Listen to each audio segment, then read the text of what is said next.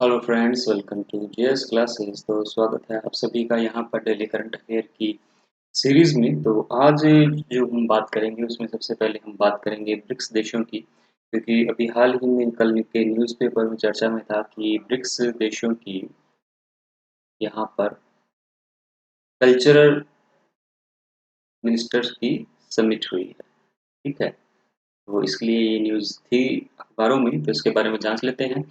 तो रूसी फेडरेशन की अध्यक्षता में कराई गई संस्कृति मंत्रियों की 5वीं बैठक थी, और इसके आने के कारण ब्रिक्स इम्पोर्टेंट हो जाता है आपके आगामी एग्जामों के लिए। तो ब्रिक्स के बारे में जान लेते हैं। ये देश 5 हैं जो विश्व की उभरती हुई अर्थव्यवस्थाएं माने जाते हैं। इसमें आपको पता होगा ब्राज़ील, रूस, भारत, चीन और दक्षिण अफ्रीका आते हैं। ठीक है, इसका जो सबसे पहले 2001 में इसका कंसेप्ट दिया था ब्रिटिश अर्थशास्त्री थे जिंग ओ नेल। ठीक है, तो इस चीज को भी हमें ध्यान रखना है। जिंग ओ नील ने इसका कंसेप्ट दिया था, और इन्होंने सिर्फ जो मूल रूप से शब्द दिया था वो शब्द था यहाँ पर ब्रिक शब्द था। 2006 में इसे औपचारिक रूप से ब्रिक्स कहा जाने लगा। ठीक है, तो इतनी बातें ध्यान रखिएगा। ये फैक्ट्स हैं, ये आपके एमसीक्यू में भी आ सकते हैं, और इस तरह के जो सवाल होते हैं वो मेंस एग्जाम में रिटर्न में भी 2 नंबर 5 नंबर के भी आ सकते हैं। ठीक है, इसके बाद ब्रिक्स फोरम की जो अध्यक्षता होती है, अब देखिए वो अध्यक्षता किस क्रम में की जाती है, ये आपके लिए शायद नया होगा। तो ये जिस हिसाब से नाम चल रहा है BRICS, तो इसी क्रम के अक्षरों का जो क्रम है, मतलब पहले Brazil, Russia, India, China, south Africa, तो इसी क्रम में जो है इनकी बैठक आयोजित की जाती है। और इनके नेताओं का जो शिखर सम्मेलन है वो प्रतिवर्ष आयोजित किया जाता है। ठीक है, फिर यहाँ पर एक बात और ध्यान रखिएगा कि यहाँ पर क्या-क्या नए-नए इनिशिएटिव लिए गए। तो इनिशिएटिव के बारे में भी हम जान लेते हैं कि यहाँ पर आपने सुना होगा न्यू डेवलपमेंट बैंक की स्थापना की गई। न्यू डेवलपमेंट बैंक की यहाँ पर स्थापना की गई, और ये की गई 2014 में, जब इनका सम्मेलन हुआ था ब्राज़ील में। ठीक है, ब्राज़ील में पोर्टो ज़िला में इनका सम्मेलन हुआ था। वहाँ पर न्यू डेवलपमेंट बैंक की स्थापना की गई थी, और यहाँ पर एक रिज़र्व भी बनाया गया था जिसे कहा जाता है ब्रिक्स आकस्मिक रिज़र्व व्यवस्था। ब्रिक्स आकस्मिक रिज़र्व व्यवस्था। तो ये बातें भी ध्यान रखिएगा, क्योंकि न्यू डेवलपमेंट बैंक काफ़ी इंपॉर्टेंट है। इसकी संरचना किस तरह से होती है वो हम आगे देखेंगे। अब यहाँ पर ब्रिक्स के जो देशों के बीच में सहयोग होता है, या जब भी आप कूटनीति के प्रकार पढ़ते हो, तो उसमें एक चीज़ आती है कि ट्रैक 1 कूटनीति, ट्रैक 2 कूटनीति और ट्रैक 3 कूटनीति। तो यहाँ पर भी ये तीनों तरह की कूटनीतियाँ ब्रिक्स देशों के बीच में प्रचलित है, तो इनके बारे में भी जान लेते हैं। जो ट्रैक 1 कूटनीति होती है वो होती है गवर्नमेंट टू गवर्नमेंट के बीच में, मतलब गवर्नमेंट टू गवर्नमेंट, सरकारों के बीच में। ठीक है, ट्रैक 2 में क्या होता है कि सरकार से संबंधित जो भी संस्थान होते हैं, जो भी इंडस्ट्रीज होती हैं, बड़े बड़े लोग होते हैं इंडस्ट्रीज के, उनके बीच में यहाँ पर कॉन्टैक्ट साधा जाता है। तो इंडस्ट्रीज टू इंडस्ट्रीज इस तरह से यहाँ पर कॉन्टैक्ट रहता है ट्रैक 2 की कूटनीति के दौरान, ताकि आपसी संबंध अच्छे हो सके। और ट्रैक 3 में पीपल टू पीपल या civil society to civil society यहाँ पर कॉन्टैक्ट रहता है। तो ये ध्यान रखिएगा, ट्रैक 1, ट्रैक 2 और ट्रैक 3 ये तीनों ही ब्रिक्स देशों के मध्य में कार्य करते रहते हैं। तो ये थी हमारी ब्रिक्स देशों की न्यूज़ के बारे में। तो अगली जो इम्पोर्टेंट न्यूज़ है वो हमारी नाटो से संबंधित, क्योंकि आप जैसा कि सभी यहाँ पर जानते हैं कि हाल ही में कुछ दिनों से विवाद चल रहा है। ये विवाद चल रहा है कहाँ पर? ये चल रहा है भूमध्य सागर में, और पूर्वी भूमध्य सागर में आप जानते हैं कि यहाँ पर है ग्रीस, जैसा कि आप डायग्राम में देख रहे हैं, और ये है टर्की। और ग्रीस और टर्की के बीच में यहाँ पर है देखिए साइप्रस। ठीक है, और साइप्रस के यहाँ पर आप 2 टुकड़े देख सकते हैं, एक तो उत्तर वाला और एक दक्षिण वाला। तो इन दोनों में क्या हो रहा है यहाँ पर इस समय, कि जो टर्की है वो यहाँ पर दोहन का कार्य कर रहा है, भूमध्य सागर में अन्वेषण का कार्य कर रहा है, ताकि यहाँ के ऊर्जा संसाधनों को ले सके। और ग्रीस से इसका इसके चलते टकराव हो रहा है, और ग्रीस के पक्ष में अब नाटो उतर आया है। तो यहाँ पर ये न्यूज़ इम्पोर्टेंट हो जाती है। तो इन सभी घटनाक्रमों को देखते हैं तो सबसे पहले जब नाटो उतर आया है तो नाटो के बारे में जान लेते हैं कि नाटो संगठन एक्चुअल में है क्या, क्योंकि ये इम्पोर्टेंट हो गया। तो जैसे कि आप डायग्राम में देख रहे हैं नाटो कंट्रीज, तो एक्चुअल में ये क्या था कि ये जो नाटो संगठन है ये 1949 में बनाया गया था, और इसका नाम आप जानते ही हैं, North Atlantic Treaty Organisation. North Atlantic Treaty Organisation है, और इसकी जो स्थापना है उसके पीछे जो संधि थी वो थी वाशिंगटन संधि। ठीक है, चीज़ों को ध्यान रखिएगा। मुख्यालय आपको पता ही होगा ब्रुसेल्स और ब्रूज, जो कि बेल्जियम में है। और इसका एक और मुख्यालय है जिसे कहा जाता है अलाइड कमांड संचालन मुख्यालय। अलाइड कमांड संचालन मुख्यालय, तो मुख्य मुख्यालय तो इसका जो है वो है बेल्जियम में, और अलाइड कमांड संचालन जो मुख्यालय है वो भी बेल्जियम में है, पर जगह बदल गई है मोन्स। ठीक है, ध्यान रखिएगा मोन्स में है। और नाटो का जो महत्व था वो क्या था, ये सामूहिक रक्षा प्रणाली का गठन करता है जिसके तहत इसके स्वतंत्र देश किसी भी बाहरी आक्रमण की स्थिति में सामूहिक रक्षा प्रदान करने के लिए तैयार होते हैं। मतलब अगर किसी भी एक नाटो कंट्री पर अटैक होता है तो पूरे नाटो संगठन पे अटैक माना जाता है। इसकी संस्थापना थी जो वो 12 देशों ने की थी। शुरुआत में यहाँ पर 12 देश थे, अब वर्तमान में यहाँ पर 12 से देश हो गए हैं 30। ठीक है, अब ये जो लास्ट में जो देश जुड़ा है उसका नाम भी ध्यान रखिएगा, वो है मैसेडोनिया, और ये हाल ही में जुड़ा है 27 मार्च 2020 को। ठीक है, तो यहाँ पे ये बातें ध्यान रखिएगा। अब देखिए नाटो का यहाँ पे रोल क्या रहा है, तो मैं आपको बता दूं कि जो विवाद चल रहा है वो पूर्वी भूमध्य सागरीय जल क्षेत्र में चल रहा है, जैसा कि आप इस डायग्राम में देख रहे हैं। और यहाँ पर है कि यहाँ पर ऊर्जा संसाधनों में प्रतिस्पर्धा हो रही है, और तुर्की इस क्षेत्र में आक्रामक रूप से गैस के अन्वेषण में लगा हुआ है, तथा इसके अनुसंधान पोत की सुरक्षा में तुर्की नौसेना के युद्ध पोत भी यहाँ पे तैनात है। मतलब जो खोज करता है उनकी सुरक्षा कर रही है तुर्की की नेवी।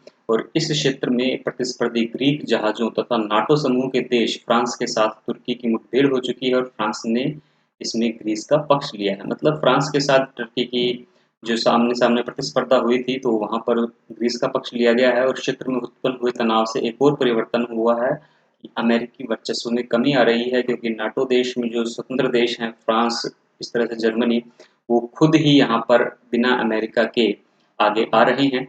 और इस तनाव के कारण क्या हो रहा है कि तुर्की और ग्रीस के मध्य तनाव बढ़ता जा रहा है। ठीक है, अब यहाँ पर एक साइप्रस की स्थिति को भी समझ लीजिएगा कि साइप्रस जो है एक्चुअल में ये एक द्वीपीय देश है, पर ये ग्रीस की तरह यूरोपीय संघ का ही सदस्य है। और इसका जो विभाजन हुआ था वो विभाजन हुआ था तुर्की के कारण ही 1974 में।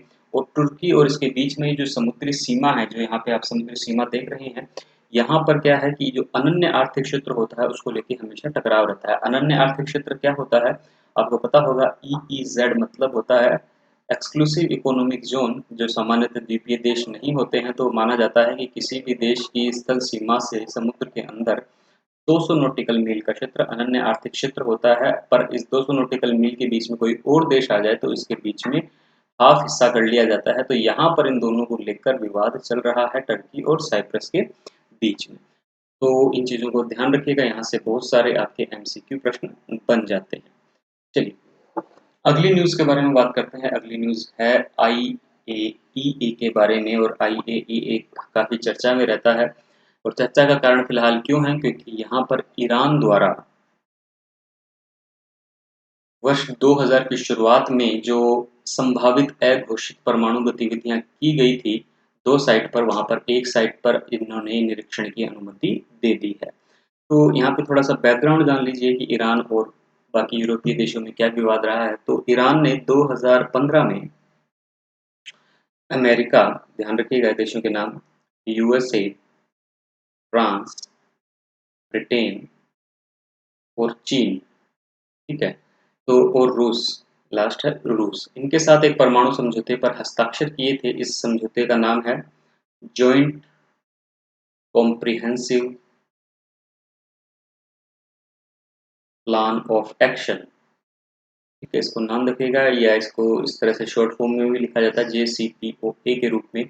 और इसके तहत ईरान को केवल 202.8 किलोग्राम का भंडार रखने की अनुमति दी गई थी यूरेनियम की। तो ये समझौता काफ़ी इंपॉर्टेंट है मिल्स के दृष्टिकोण से भी।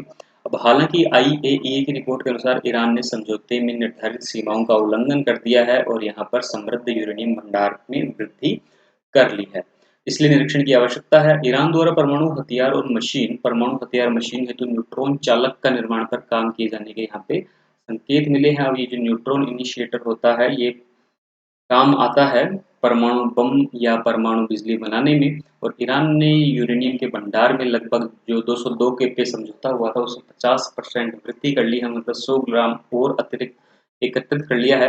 और यहाँ पर IAEA का क्या रोल है वो जान लेते हैं कि IAEA 1957 में संयुक्त राष्ट्र संघ के भीतर ही वैश्विक शांति के लिए बनाई गई एक संगठन था, और इसका उद्देश्य था कि विश्व में परमाणु ऊर्जा का शांतिपूर्ण प्रयोग हो। IAEA है जो संयुक्त राष्ट्र महासभा तथा सुरक्षा परिषद दोनों को रिपोर्ट करती है। ये बात आपके UPSC और RAS MCQ में पूछी जा सकती है कि ये जो रिपोर्टिंग है ये कहाँ करती है, ठीक है। तो दोनों को ध्यान रखना है, सुरक्षा परिषद में भी रिपोर्ट करती है UNO को, और UNO को खुद को भी रिपोर्ट करती है। इसका जो मुख्यालय है वो वियना में है, और वियना कहाँ है, वियना है ऑस्ट्रिया में। इनको ध्यान रखिएगा। इसके जो कार्य हैं वो है कि शांतिपूर्ण परमाणु समझौतों को करवा के रखना। तो यहाँ पर इसका स्लोगन भी ध्यान रखिएगा। देखिए यहाँ पर ये स्लोगन लिखा हुआ है, ये भी पूछा जा सकता है। तो इसके बारे में इतनी ही जानकारी आपके लिए बहुत है। इसके बाद हम अगली बात करते हैं कि अभी हाल ही में चर्चा में रहा है एक्ट ऑफ गॉड। ये एक नई बात है आपके लिए। देखिए अब यहाँ पर एक चर्चा में शब्द रहा है एक्ट ऑफ गॉड। ये एक्ट ऑफ गॉड आपने सुना होगा फिल्म में, जहाँ पर परेश रावल और अक्षय कुमार की फिल्म होती है और वहाँ पर उसकी दुकान का नुकसान हो जाता है, वहाँ पर ये शब्द आया था। और फिलहाल ये शब्द आया है हमारे कोविड-19 के चलते GST कलेक्शन के दौरान, क्योंकि हाल ही में GST जो कलेक्शन हो रहा था उसमें जो कमी आई है उसमें कोविड-19 को जिम्मेदार ठहराया गया है। और वित्त मंत्री निर्मला सीतारमण जी ने कहा है कि अर्थव्यवस्था एक्ट ऑफ गॉड जैसी स्थिति का सामना कर रही है। तो वहां से ये शब्द चर्चा में आया है, इसलिए इस शब्द को समझते हैं। तो यहाँ पर क्या होता है कि फरवरी में भी वित्त मंत्रालय ने कहा था कि ये जो एक्ट ऑफ गॉड है, या इसको एक और नाम से जाना जाता है जिसे कहा जाता है प्राकृतिक आपदा। और प्राकृतिक आपदा शब्द को यहाँ पर एक शब्द से देखा जाता है फोर्स मेज्यूरे, ठीक है। तो प्राकृतिक आपदा या फोर्स मेज्यूरे शब्द का प्रयोग कोविड-19 के लिए फरवरी माह में भी किया गया था। अब ये है क्या एक्चुअल में, इन दोनों में हम अंतर समझ लेते हैं। आमतौर पे जो एक्ट ऑफ गॉड होता है उसमें केवल प्राकृतिक घटनाएं आती है, पर जब हम प्राकृतिक आपदा शब्द का यूज कर लेते हैं तो उसमें नेचर के साथ साथ मैन मेड, ठीक है ना, जो मनुष्य द्वारा घटित क्रिएट की गई है उन घटनाओं को भी शामिल किया जाता है। तो इन दोनों में बेसिक डिफरेंस ये है। और इसका फायदा क्या होता है, क्योंकि सुप्रीम कोर्ट के कई डिसीजनों में ये स्थापित किया गया है कि प्राकृतिक आपदा प्रावधानों को किसी अनुबंध में, मतलब कोई कॉन्ट्रैक्ट हो रखा हो और वो लागू नहीं हो पा रहा हो प्राकृतिक आपदा के चलते, तो दोनों पक्षों को अधिकार है, दोनों पक्षों को एक सुविधा मिल जाती है कि बिना दंड पाए उस कॉन्ट्रैक्ट से वो निकल सकते हैं कुछ समय के लिए। तो यहाँ पर ये इसलिए GST कलेक्शन में, जो कि कलेक्शन में कमी आई है, वहाँ पर इस शब्द का प्रयोग हुआ है। तो इन सभी शब्दों को ध्यान में रखिएगा, एक्ट ऑफ गॉड और प्राकृतिक आपदा। इसके बाद हमारे पास अगली न्यूज़ है कि जो कि राष्ट्रीय उद्यान है काजीरंगा, वहाँ से। तो काजीरंगा जो है वो है असम में, और असम में ये आपको पता है प्रसिद्ध है एक सींग वाले गैंडे के लिए। और यहाँ पर क्या हुआ है कि हाल ही में असम सरकार ने इसमें वृद्धि की है, इसके क्षेत्रफल में। और कितनी वृद्धि की है, 30 वर्ग किलोमीटर की, ठीक है। तो हालांकि ये वृद्धि इंपॉर्टेंट नहीं है आपके लिए, काजीरंगा चर्चा में रहा है इसलिए ये इंपॉर्टेंट है आपके लिए।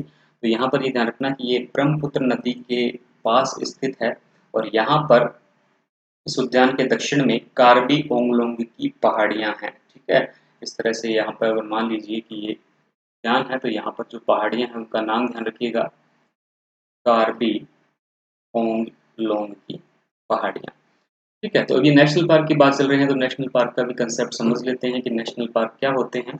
कि भारतीय पर्यावरण और वन मंत्रालय के अनुसार इसकी परिभाषा दी गई है। तो पहला तो डिपार्टमेंट ही ध्यान रखिएगा, गवर्नमेंट की कौन सा मंत्रालय इसके अधीन पड़ता है, तो भारतीय पर्यावरण और वन मंत्रालय। अब इन्होंने जो परिभाषा दी है वो परिभाषा क्या दी है कि राज्य सरकार द्वारा किसी अभ्यारण्य के अंतर्गत अथवा बाहर के किसी क्षेत्र को पारिस्थितिकी, पशु पक्षी, वनस्पति, भू आकृति अथवा जैव संरचना के महत्व, संरक्षण और प्रसार के उद्देश्य से संरक्षित घोषित किया जा सकता है। अब जो राष्ट्रीय उद्यान होते हैं वो वन्य जीव अभ्यारण्य की तुलना में अधिक प्रतिबंधी होते हैं। वन्य जीव अभ्यारण्य मतलब जो हमारे बायोस्फीयर रिजर्व हैं, इनकी सीमाएं निर्धारित और परिभाषित होती हैं और उनका मुख्य उद्देश्य होता है किसी प्राकृतिक पर्यावरण और जैव विविधता का संरक्षण करना।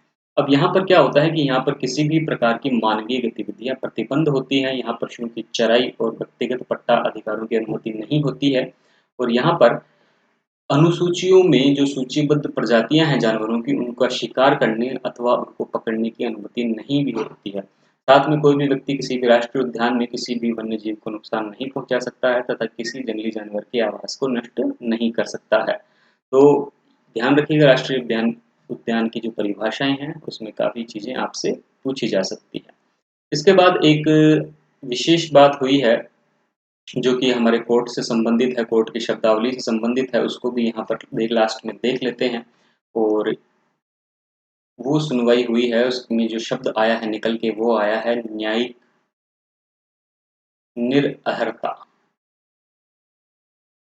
तो हालांकि नया शब्द आया है इसलिए ये पॉलिटी में इम्पोर्टेंट हो सकता है।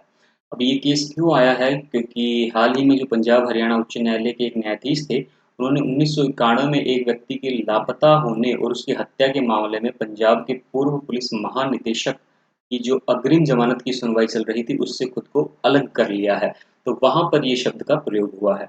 तो एक्चुअल में इस सुनवाई से इनकार या न्यायिक निर्भरता का क्या मतलब होता है, तो इसका अर्थ होता है कि कोई भी अगर जज हो अथवा प्रशासनिक अधिकारी हो तो वहां पर वो कोई न्यायिक सुनवाई करने से इनकार कर दे तो उसे जुडिशियल डिस्क्वालिफिकेशन या न्यायिक निर्भरता कहा जाता है अथवा इसे रिक्यूजल भी कहा जाता है। ठीक है, एक शब्द और है यहाँ पर, इसको भी ध्यान रखिएगा, रिक्यूजल। और रिक्यूजल के लिए जो सामान्य आधार होते हैं वो विभिन्न प्रकार के होते हैं, हालांकि इतना इम्पोर्टेंट नहीं है आपके लिए। आप तो सिर्फ इस बात को ध्यान रखिएगा कि न्यायिक निर्भरता या ये जुडिशियल डिस्क्वालिफिकेशन होती है ये क्या होती है। चलिए आज के इस करंट अफेयर बूस्टर में इतना ही। तो नेक्स्ट वीडियो में मिलते हैं अगली वीडियो के साथ। और आपको कोई भी प्रॉब्लम हो तो आप मुझे कमेंट सेक्शन में पूछ सकते हैं। तब तक के लिए थैंक यू।